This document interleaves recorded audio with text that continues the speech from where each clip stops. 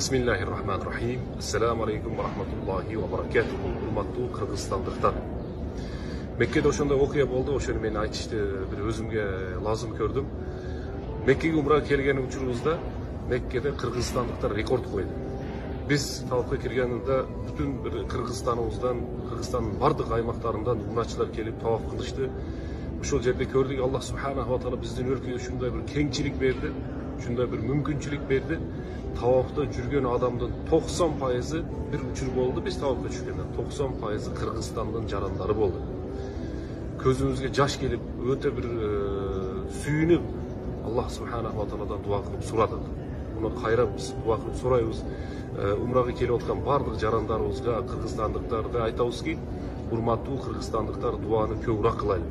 Мамлекетибизге, элибизге, башчыларыбызга жүрккө тынччылык, аманчылык, достчулук сурап, чегере бекем болушун сурап, бүтүн элге ыйык пайгамбар саллаллаху алейхи ва салламдын мечитинен, Мадина-и Мунавварадан дуа кылып сурайм. Аллах субханаху ва таала Кыргызстаныбызды тынч кылсын, мамлекетибиз дайым аман болсун. Кыргыз мамлекети Аллах субханаху ва таала бир жакшы көргөн өлкөлөрдүн бири.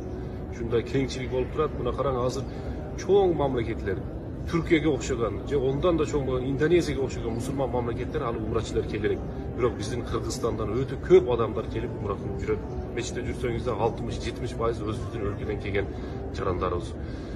Ошондуктан мен сурап калам, Аллах Тааладан дуа кылып сурайм. Башчыларыбызга Аллах Таала сыратыл мустаким берсин, элибизге Аллах Таала тынччылык берсин, жамгыр берсин, Аллах Таала береке берсин. Аллах субханаху ва таала мамлекетибизге тынччылык берсин, зияратчыларыбыз келе берсин. Allah Taala Kırgızstan'ın önügüşüne dağı özü bizge jardam versin. Selamun aleykum ve rahmetullahi ve berekatuhu.